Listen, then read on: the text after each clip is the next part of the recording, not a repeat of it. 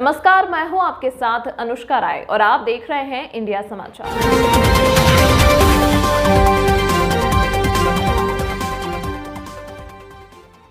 अयोध्या के वरिष्ठ साहित्यकार एवं लेखक श्री राम दोस्त तमाम संघर्षों और चुनौतियों का सामना करते हुए आज अपने बच्चों को जो शिक्षा संस्कार का ज्ञान दिया, उसका प्रमाण रहा कि आज उनके पुत्र में जो देखने को मिला वह बिटलू परिवार में देखने को मिलता है। वैसे अक्सर लोग देखते हैं कि जब कोई अपने शोरूम या दुकान का उद्घाटन कराता है तो लोग किसी वीआईपी को बुलाना पसंद करते हैं, लेकिन वहीं डॉक्टर श्री राम दोस्त के साहबजादे डॉक्टर खुशरानू पाली के पास स्थित बाबा एजेंसी के बगल में अपने न्यू राज मेडिकल स्टोर का उद्घाटन किया।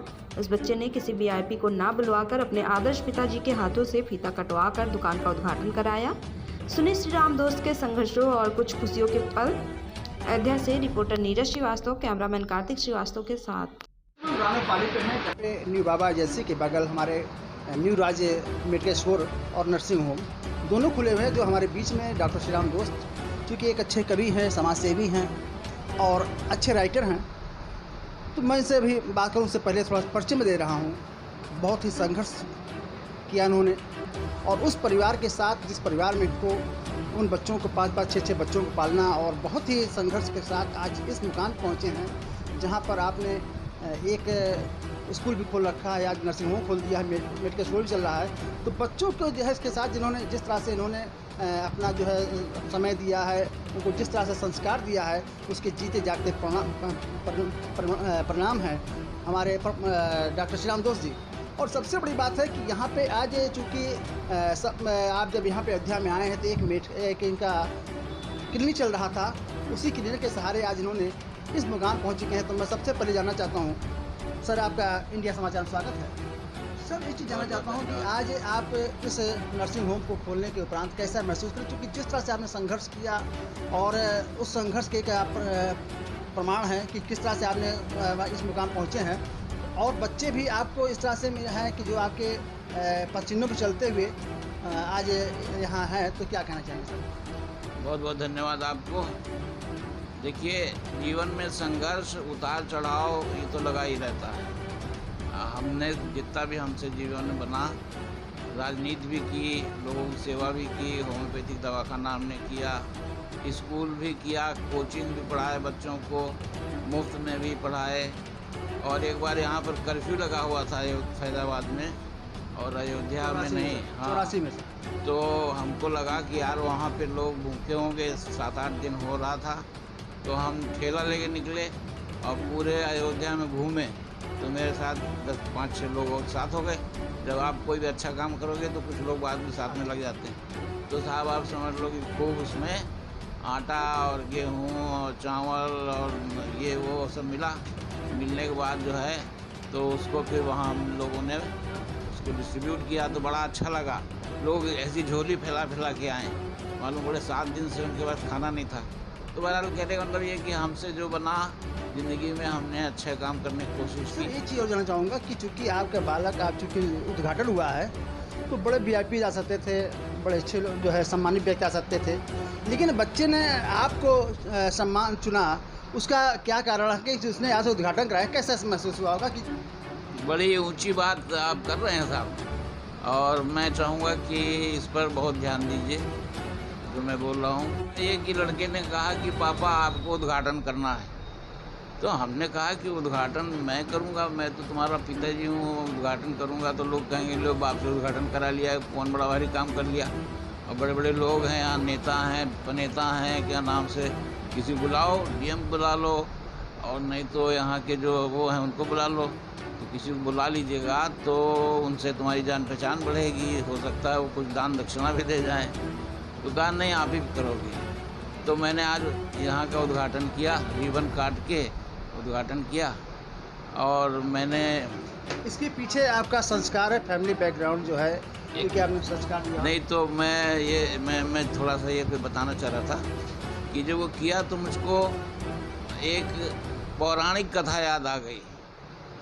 वो पौराणिक कथा ये थी कि शंकर जी और पार्वती जी एक बार बैठे हुए थे और एक मीटिंग हो रही थी। तमाम जितने भी देवता हैं सब लोग चारों तरफ बैठे थे। तो ये हुआ कि साहब उनमें बात चली कि साहब आज की मीटिंग में प्रस्ताव ये है कि इनमें सबसे ज़्यादा अच्छा कौन है, मतलब किसको नंबर 1 माना जाए। तो लोगों ने कहा कि भाई ऐसा करो कि दौड़ लगाया जाए। तो ये डिसाइड हुआ कि ब्रह्मांड की एक परिक्रमा लगा के जो सबसे पहले आ जाएगा तो उसको हम जो वो मतलब पीटी उषा वाला उसका सम्मान होगा, उसको माना जाएगा कि ये सबसे ज़्यादा सबसे काबिल है, हाँ योग्य है। तो साहब सब लोग निकले अपने अपने वाहनों से, लेकिन बच गए गणेश जी। अब गणेश जी का भारी शरीर, ऊपर से उनकी सवारी मूस की, वो बेचारे कैसे चलें। तो उन्होंने क्या सोचा कि लाओ, तो उन्होंने कुछ सोचा और सोचने के बाद वो अपने पिताजी की और माताजी की 3 परिक्रमा करके सामने खड़े हो गए हाथ जोड़ के। तो शंकर जी बोले कि भैया हमारी परिक्रमा तो कर लिए हो, हमारी नहीं करनी थी, तुमको ब्रह्मांड की करनी है, तुम हमारी कर रहे हो, ब्रह्मांड की नहीं करना है, जाओ निकलो। तो कहे अब हमको कौन सी परिक्रमा करनी है, हमने तो ब्रह्मांड की कर ही ली, आप ही हमारे ब्रह्मांड हैं। तो एक सीख मिली, हमारी पौराणिक सीख है, माँ बाप जो हैं वो भगवान हैं। और वास्तव में देखा जाए भैया तो भगवान को किसी ने देखा नहीं। मुसलमान तो कहते हैं कि अल्लाह हैं, है ना, उनके तो अल्लाह हैं, तो देखे नहीं। क्रिश्चियन भी बोलते हैं कि गॉड हैं, उन्होंने देखा नहीं। ईसा मसीह तो गॉड के सन है ना। और हिंदुओं में भी 2 मत हैं, एक जो है एक बिना मूर्ति वाला है। ठीक है, मैं ये जानना चाहता हूँ कि यहाँ पे आप जो नर्सिंग होम खोले हुए हैं, इनको क्या क्या सुविधाएं दे रहे हैं यहाँ पे लोगों को, और कैसी व्यवस्था आपकी यहाँ पे? नहीं, जरा सा मैं संशोधित करना चाहूँगा, अभी ये नर्सिंग होम नहीं है, अभी क्लिनिक ही है।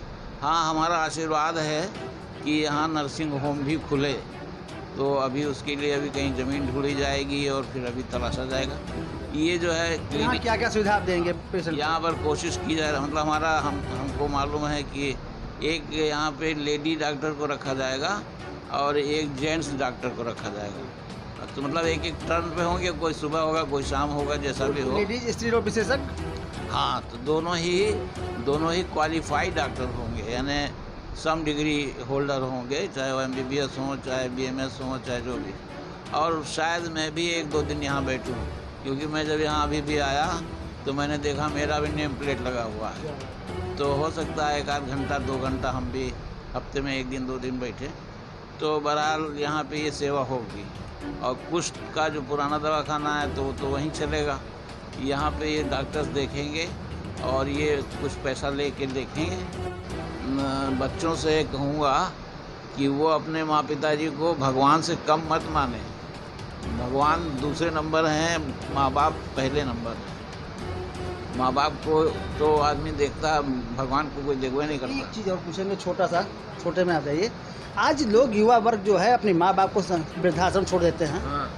तो इसको उनके लिए क्या बिल्कुल आपके बच्चे आज जो है आपके साथ आपके पद चुनाव चल रहे हैं, तो ये कहीं ना कहीं आपके जो है माध्यम से आपको जो उनको संस्कार दिया, जो पढ़ाया लिखाया, जो योग बनाया, तो कहीं ना कहीं ये तो माँ बाप का जो है आशीर्वाद तो है ही है।